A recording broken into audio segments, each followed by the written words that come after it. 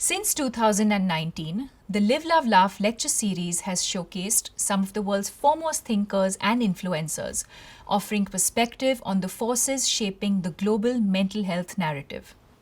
In 2019, we had Pulitzer Prize winner and oncologist Dr. Siddhartha Mukherjee as our speaker. Abhinav Bindra, India's first Olympic gold medal winning shooter, was our featured guest in 2021. Kiran Mazumdar-Shaw, Executive Chairperson of Biocon, and Anant Narayanan, founder of Mensa Brands, were our esteemed speakers in 2023. This year, we're honored to have Arianna Huffington as our featured speaker. She's a trailblazing entrepreneur who transformed the media industry in the 2000s with the Huffington Post. Over the years, she has led a global movement towards well-being with Thrive Global. Her journey from overcoming personal struggles to empowering millions through her wisdom and resilience is nothing short of inspiring. Her insights into prioritizing self-care and fostering a culture of holistic well-being resonate deeply with our mission at the Live, Love, Laugh Foundation.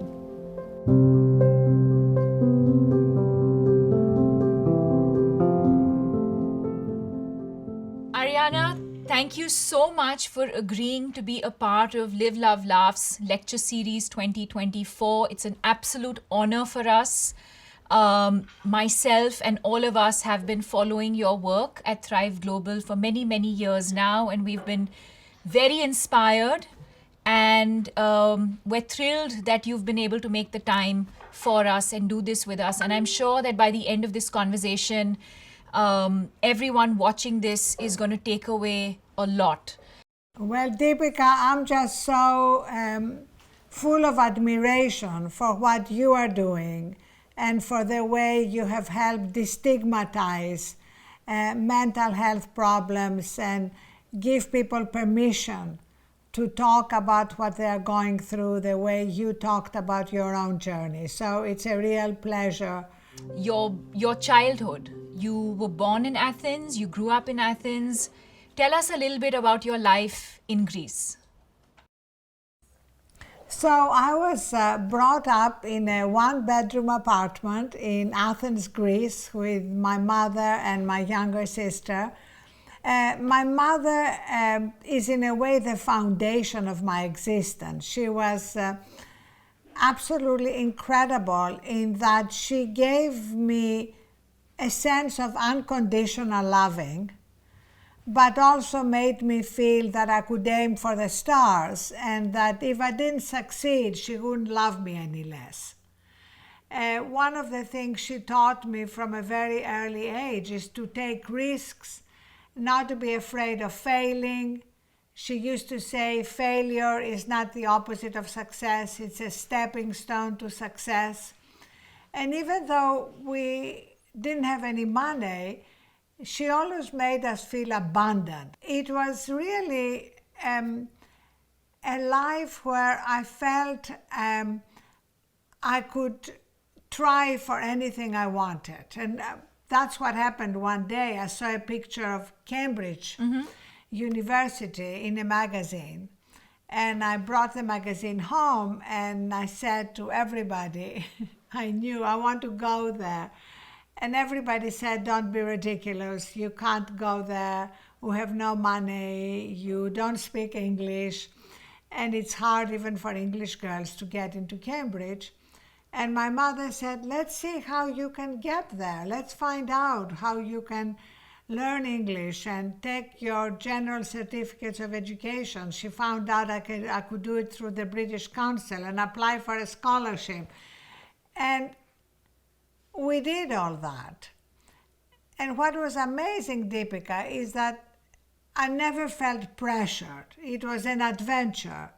And I always felt that if I didn't get into Cambridge, there would be another adventure. So it wasn't like the end of the world. How was the change for you? Because, you know, I moved from a city called Bangalore down south in India to Mumbai when I was about 19.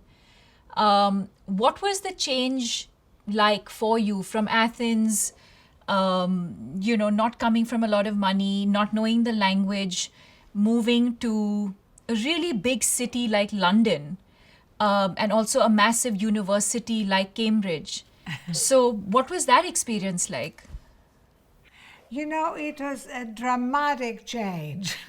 I went from a loving home, a little kind of warm, caring, to a college that looked so gothic, where where I lived in a tiny room, and Deepika, I had to feed shillings into the heater to keep it warm. I had to walk a mile, it seemed, to go to the bathroom in these cold corridors. So it was a very, very different existence. But what I absolutely loved was the Cambridge Union. The Cambridge Union is a debating society. And I loved seeing people's hearts and minds being moved by words and learning to debate. And when I started speaking, I was ridiculed because I had this very heavy accent. And so it was really building grit and resilience and not like letting the naysayers get me down. And gradually, actually, standing for election for the standing committee, then secretary, then vice president, and then becoming president of the union, which was a pretty kind of big moment in my life because part of being president means you organize a debate around a topic you care about, and mine was the changing role of women. And the debate was televised, and an English publisher saw the debate and asked me if I would write a book on the views I expressed in the debate. And I wrote back, I can't write. And he wrote back, can you have lunch?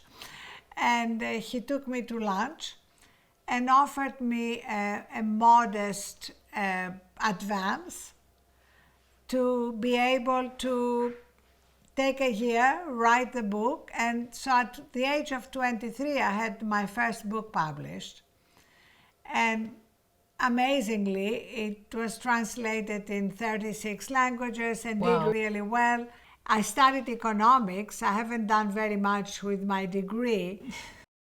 And you know, Deepika, it was kind of a hard moment. I felt like I was having a midlife crisis in my early 20s because suddenly I was financially independent. Yep. I had a career I had not expected as a writer. And I was asking the question, is that all there is? And all my life there was that spiritual sense that there is more to life than just our material success. And so that was a moment for me to go deeper. What prompted you to then move from the UK to the US? There is one concept I learned that still guides me, which is the concept of opportunity cost. Like that every time you decide to do something, you are foregoing doing something else. So kind of making sure this is what you really want to do. So basically I left and moved to New York because a man wouldn't marry me, and it turned out to be the best thing I did in my life. All the good things that happened after that, my children, my books, the Huffington Post, Thrive Global, I say to people, happened because of something bad. And it's also so true in our lives. Sometimes the things that go wrong open doors. Yes. For things that go spectacularly right. Don't you find that? I also feel like you really need to be patient in that process. And all the good things that come out of some of the bad things that happen in our life, you don't necessarily realize in that moment. But as you sort of power through and, and time goes by, and then, I think it's then when you look back at your journey or at your life and you reflect and you realize, wow, that opportunity actually forced me and pushed me towards doing something that you'd probably never thought of or imagined. Absolutely. Do you think the Huffington Post would have happened if you didn't do that, make that shift? Oh, absolutely not. Yeah. Absolutely not. And even marrying a man called Michael Huffington. Correct. Because my maiden name is Arianna Stasinopoulos, and Stasinopoulos Post does not sound as good, right? So I love what you said, that so often, especially if you're a type A personality and like to make things happen, you think you make everything happen. Correct. But you don't. When I look back at my life, so many good things that happened, I didn't make happen. They came to me, and I was open to them. I mean, like being asked to write a book. It wasn't my idea. Correct. Sure, I ended up doing the work and writing it, but it was an opportunity that came to me. So I have a little saying on my desk that's life is a dance between making it happen and letting it happen. And that's also what you said, Deepika, about patience. Yeah. Sometimes you have to be patient for things to marinate and come to fruition. So what are some of the Yes. challenges that you probably experienced, as you set up or at the, beginning of your Huffington Post journey? So a lot of challenges, and I'm so happy you're asking me about that, because so often when people succeed, we don't talk as much about the failures and the challenges. I remember the first day we launched the Huffington Post. I remember one of the reviews, Deepika, I've learned it by heart. It said, "The Huffington Post is an unsurvivable failure. It is the movie equivalent of Gigli, Ishtar, and Heaven's Gate all rolled into one." Now, in case you're not clear, these were all major flops. And of course, that was pretty awful on day one. A year later, the same writer sent me an email and said, "I was wrong. The Huffington Post has become an indispensable part of the internet, and I'd like to write for you." And I said, "Great, I would love you to write for us," because one of the things I learned from my mother early on is that holding grudges and resentments is the worst thing you can do. Absolutely. So I really like to move through life as much as possible, releasing any grudges and forgiving myself, first of all. I think sometimes the hardest thing is for us to forgive ourselves for mistakes we make. Yep. And then forgiving others so that we don't carry that burden with us. No, that's so well said. I think very often we hold on to things, and it's absolutely, I think, normal and human to feel pain, to feel anger, to feel some of these extreme emotions or emotions that, and learning from that experience, or learning from that and sort of moving on. I had a similar experience when, my debut movie released, Om Shanti Om, in 2007. And I remember exactly like your journey. I remember one bad, of course there were quite a few bad reviews, but I specifically remember this one bad review.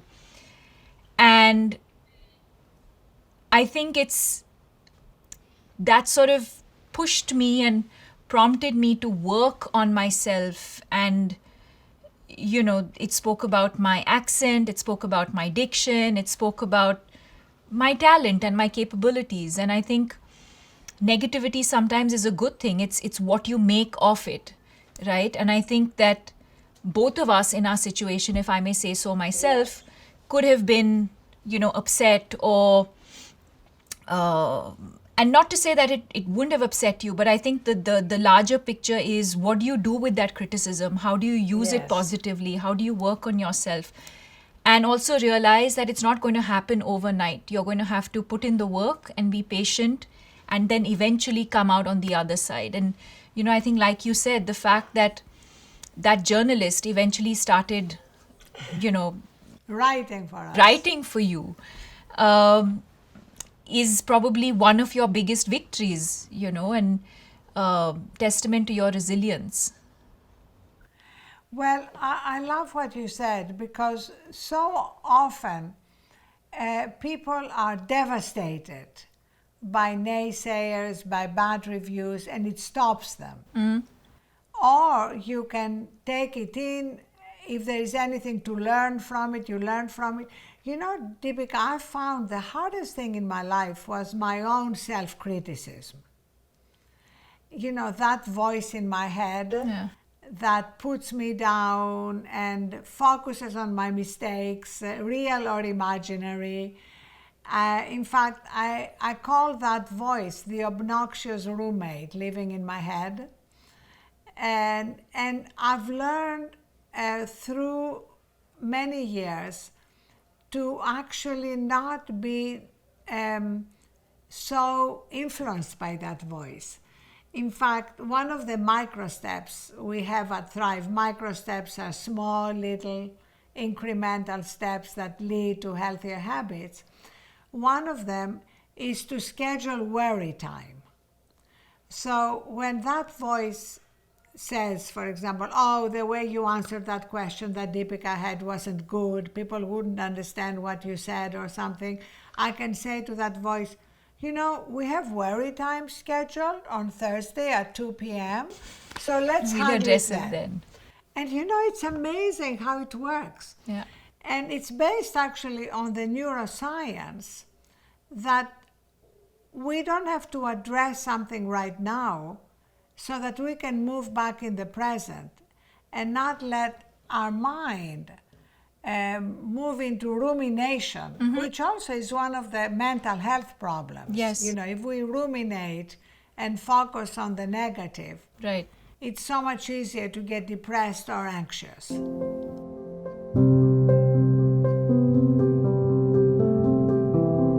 I remember very clearly when we met and you spoke about that moment when, you were overworked.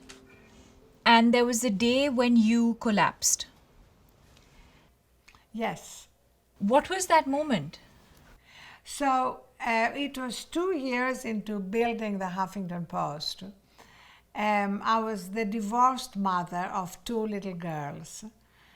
And I had bought Deepika into the collective delusion that in order to succeed, to be a super founder and a super mom, I didn't have the luxury to take care of myself. So literally, I didn't sleep a lot, I didn't exercise, I ate whatever was there, I literally put myself last. And one morning, I was at my desk and I felt cold and I got up to go get a sweater. And I collapsed and I hit my head on my desk, broke my cheekbone. And that was the beginning of a journey. First of all, to find out what was wrong with me. Right. When you suddenly collapse, they put you through echocardiograms and MRIs to see, did I have a brain tumor? Did I have a heart defect? What happened? And I was diagnosed with burnout. And at the time, burnout was not a term that was much in use. And it was really something that completely changed my life, because I learned through all my studies at the time that it wasn't just my problem, that it was a global epidemic, that people all around the world were suffering from burnout. Yeah. And I wanted to understand, Deepika, why? Why were so many people believing that that was the way to be most productive? Yeah. And, it goes back to the first industrial revolution, when we started revering machines, and after machines, software. And the goal with machines and software is to minimize downtime. Right. But the human operating system is different. Downtime is a feature, not a bug. So we have to learn that, in fact, to be most productive, You need downtime. we need that downtime. We need recovery time. Absolutely. And we see that with athletes. I mean, you started life as an athlete. Absolutely. You know that recovery is part of peak performance. Yep. You feel like for someone who actually makes time for themselves or takes a weekend off is someone who's not driven, right? Yes. Which I find so bizarre. I think when people have boundaries, when they have, when they have a certain structure, and of course everyone's output level is different, right? And maybe 4 hours for you is too many hours for me, and maybe 8 hours for someone else is, So I think, of course, it varies from individual to individual. But I think this notion, and I think things have started to change now to some extent. Yes. Post-COVID, and correct me if I'm wrong, but there's still this sort of, if someone needs downtime or time for themselves, or takes a weekend off, it's like this person is not motivated, not driven. Okay, now let's look for someone who's willing to burn the midnight oil, and that person's great because they're like so hardworking and so committed and so dedicated. Whereas what you said is absolutely right, and I think for me at least it comes from being an athlete, that you need your rest, you need your recovery, you in fact need that to be able to perform better. Exactly. And work Exactly. sharper, and all of those things. We learn so much from athletes. Yeah. And again, we have a lot of athletes who invested in Thrive and are good friends, and they talk often about how it's not just your physical performance. I mean, I remember talking to Andre Iguodala, who said it's also when I'm sleep deprived or have eaten junk and go to play, if I make a mistake, and you always make mistakes in the course of a game, I can't let it go. So I carry it with me to the next moment. Correct. And that makes you much less effective. It becomes like a vicious cycle. So both physically and mentally, you are not at your best. Absolutely. And I think that's what we are learning now, Deepika. And in your work with mental health, which is so important, we see that these 5 key behaviors that we'll talk about more when we talk about Thrive, but these 5 key behaviors of sleep, food, movement, stress management, and connection are central, not just for our physical health, but for our mental health. Absolutely. I mean, I know when I'm sleep deprived, I'm much more emotionally reactive. Yes. Like a challenge, a problem is going to affect me much more. Yeah. And that, of course, affects your mental health. Absolutely. And also, I think just that, when you're sleep deprived or when you're burnt out, just the decisions that you make. And I think sometimes I can actually feel it. Like I know on particular days when I'm feeling stressed or I'm feeling, burnt out because I haven't slept enough or, practiced my self-care rituals, or, I can tell that my decision making is getting affected to some extent. Yes. How did your burnout experience prompt you to set up Thrive Global? Okay, well, it took a while. The first thing I did was I started covering these issues at the Huffington Post. So we would cover sleep and stress and connection, all these issues. And I wrote 2 books on the subject, Thrive and the Sleep Revolution. Thrive was a more autobiographical book about how, in order to live life so that we thrive and don't just survive, we need to go beyond defining success as money and status/power, and include what I call the third metric of success, which is our health and well-being, our capacity to connect with our wisdom and our intuition, our capacity to be connected to the wonder and mystery of life, and to give back.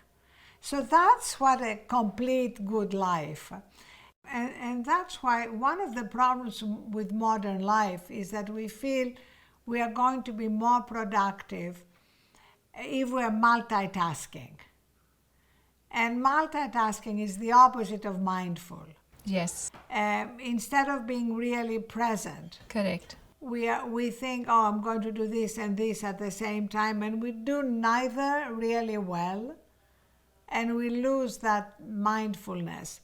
But to go back to your question, so how did I go from collapsing to Thrive Global? So after I wrote these 2 books, and I was on book tour for my book on sleep, The Sleep Revolution, I realized that it wasn't enough to raise awareness. I wanted to help people change behaviors. And you can continue raising awareness through books and through a media company like the Huffington Post, but I wanted to create a behavior change technology company to help people adopt these healthier habits. And to do that, I had to leave the Huffington Post, which Deepika never thought I would leave. It was like a third child, and launch a new company and start again. All over again, yes.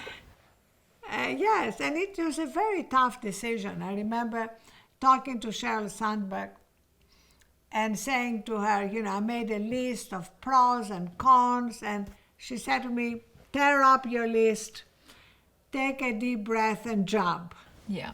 You're not going to figure it out intellectually. Your heart tells you you want to do that. Absolutely. And so I made that jump, and it was amazing. It was 2016, so it's now 7 years. And it's been an incredible journey. Everything that you've said to me today is something that I resonate with. It's not about making a huge drastic change overnight. It's about starting small, and bringing about those little changes from maybe a different lifestyle that one has had, to now making those small little changes so that you can be consistent with it. And it becomes a part of your lifestyle. Because a lot of times, I think whether it's nutrition or exercise, we take on something that is so not sustainable. There's a trigger, and then you do something that prompts you to do something about it, but you do it for 2 months and 3 months, and then you slip back into an old habit. But I think to be able to bring about small changes and be able to be consistent with it, so that it eventually becomes a part of you and your lifestyle, are really some of the things. Key. That is absolutely the key. And we have an amazing board of scientific advisors working on behavior change. And Deepika, it's so important for everyone to know that small, tiny daily changes lead to sustainable, healthy habits. Absolutely. Because most people now think, I'm going to make New Year resolutions, I'm going to give up all sugar. Yeah. Or I'm going to go to the gym for an hour every day. And people may do it for 2 to 3 weeks, and then they abandon it. Correct. And they feel defeated. So it's harder to get back on the horse and do what's best for your health. So that's why we call these micro steps, and we have thousands at Thrive, too small to fail. Really tiny, that become healthier habits. And given that 45% of our life is based on our habits, yes, when something becomes a habit, it becomes more automatic. correct.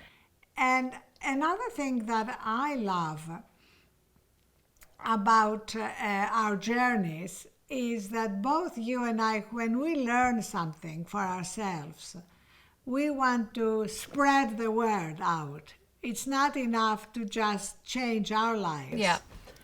We want to go out there and shout it from the rooftop and help others. And I love that about you, because you could have learned things for yourself on your mental health journey, but no, you wanted to go ahead and spread the word and help others who were reluctant to speak about their journey, but who admired you, to learn from your own experience. I love that. I think Thank you. that's what motivates us, and definitely that's what made me want to start Thrive, the company, and constantly keep improving what we're bringing to the world. Yes. And Deepika, one of my favorite things about changing habits is what is known as habit stacking. Like, if there is something you do every day, as we all brush our teeth, you can stack another habit on it, remembering 3 things you are grateful for. Because gratitude is absolutely magical. Yes. Gratitude and anxiety cannot coexist. Yes. So if you're brushing your teeth, instead of doing it mechanically, I remember, 3 things I'm grateful for this day. And they don't have to be big things. It can be my iced coffee. It can be, a gardenia I saw this morning in my garden. Little things that connect us with what we love. So what are some of those little changes that you've brought about?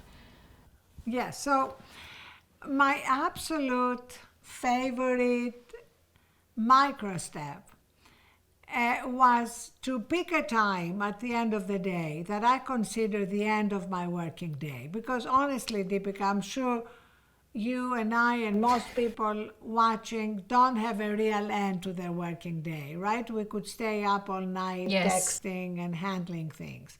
We have to declare an end. And I declare an end by turning off my phone and charging it outside my bedroom. Now, that may seem incredibly hard for people. Don't worry about it. Start with 1 night a week. And we have a mental health crisis among young people. Yes. And part of the reason is because they sleep with their phones. And instead of sleeping, they TikTok or Snap or whatever. So they wake up exhausted. Correct.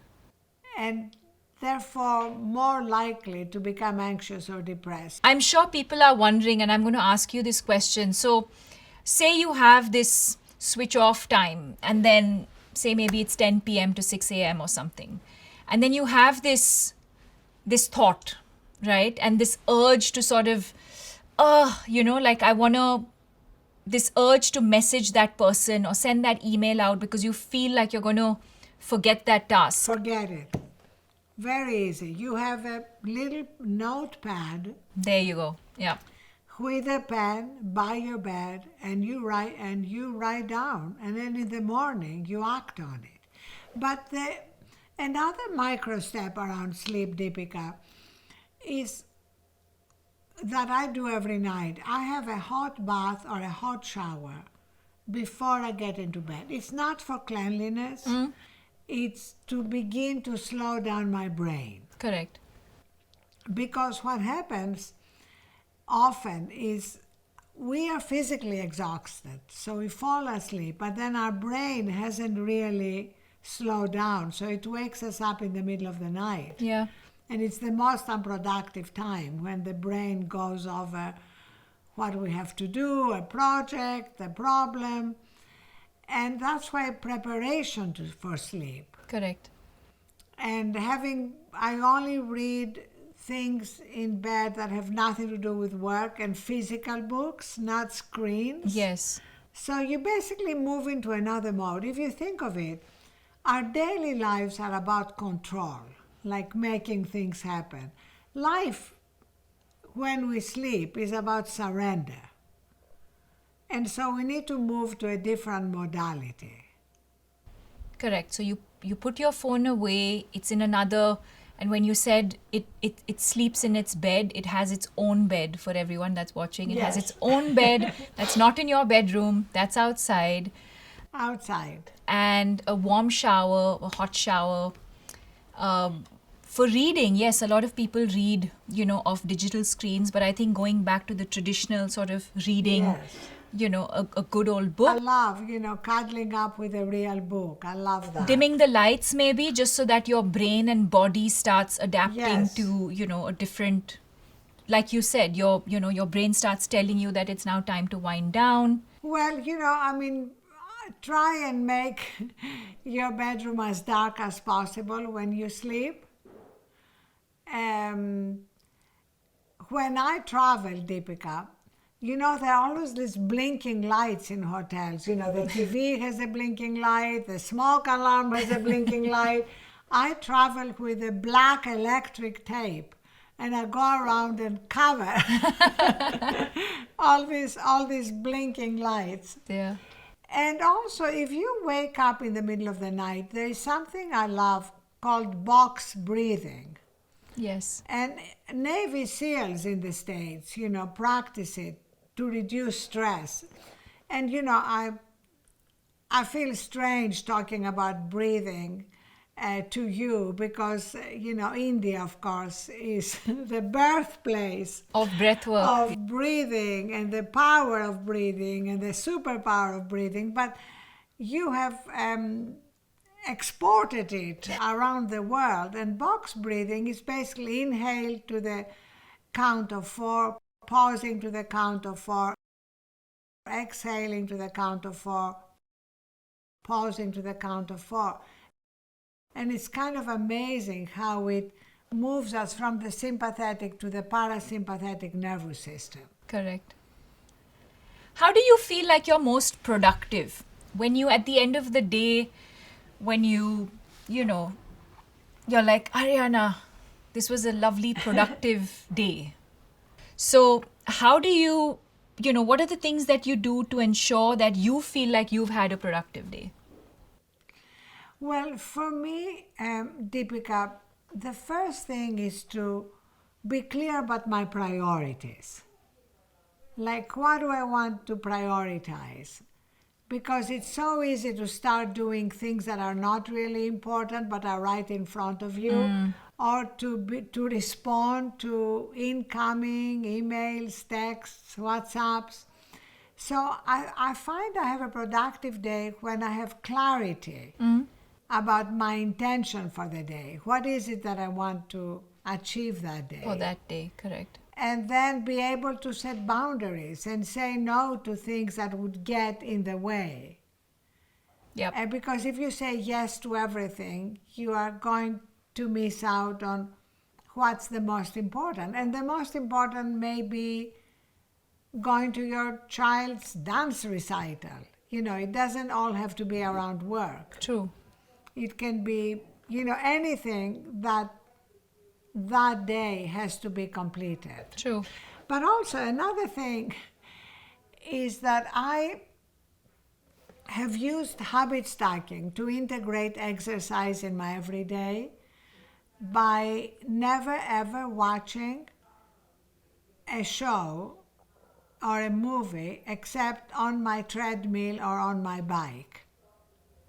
Really? I've Okay. trained myself, yes, to actually only watch something I want to watch when I'm exercising. And it's kind of amazing. Like, if I'm watching a series, I may end up being on my treadmill for 2.5 hours because I want to see the next episode and the next episode. So instead of binge watching on my couch, I binge watch on my treadmill. But then you're not practicing mindfulness. Oh, no. Mindfulness for me is when you are doing two mental things at Right. once. Okay. Understood. Things Okay. that require, but the one here is physical and the other is mental. Okay. The last time my mother was angry at me, for example, when she saw me talking to one of my children and opening my mail at the same time. Understood. Okay, that makes sense. Arianna, one of the initiatives at Thrive Global is this thing called Reset. Tell us about what Reset is. So we talked about stress management as one of the 5 behaviors we need to manage. And stress is unavoidable. Like, there is no life that doesn't have stress. But cumulative stress is avoidable.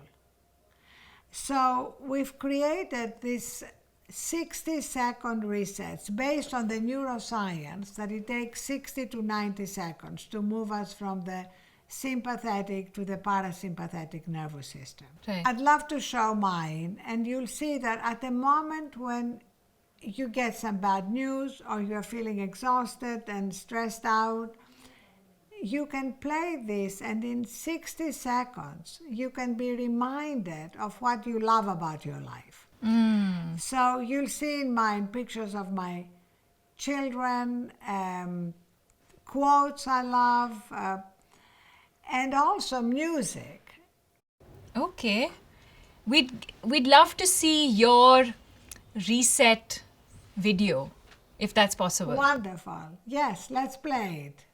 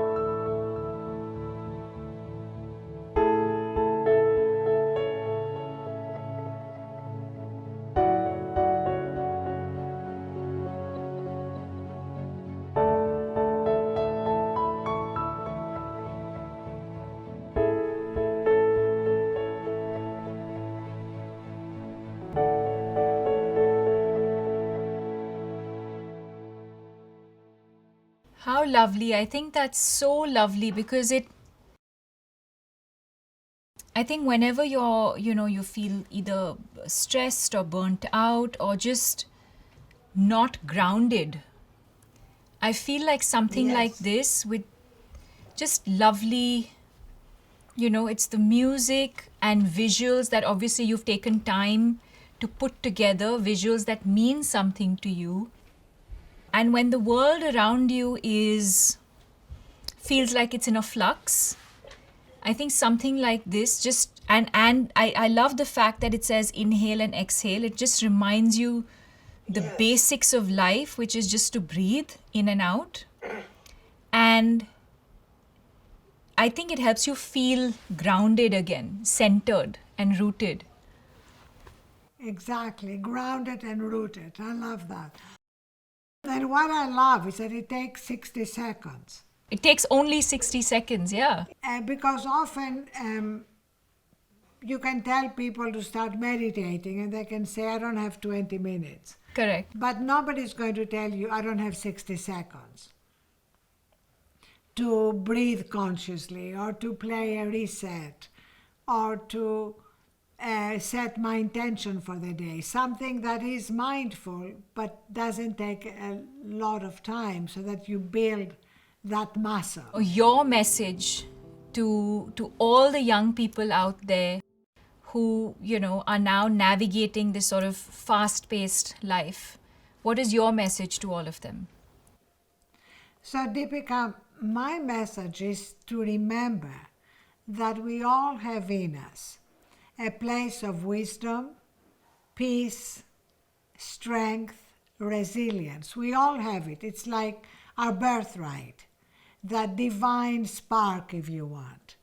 Most of the time, we are disconnected from it.